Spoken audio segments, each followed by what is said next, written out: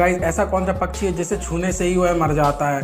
और गाइज ऐसी कौन सी बीमारी है जो ज़्यादातर लड़कियों को होती है? गाइज ऐसा ही इंटरेस्टिंग और नया सीखने के लिए वीडियो को जरूर लाइक और चैनल को जरूर सब्सक्राइब करें, क्योंकि हम ऐसे ही इंटरेस्टिंग और फनी वीडियो डालते रहते हैं।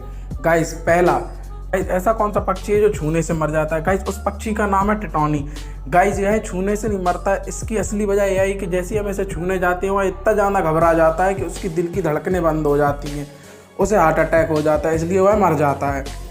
गाइस फैक्ट नंबर 2, गाइस ज़्यादातर लड़कियों को ये खतरनाक बीमारी पाई जाती है।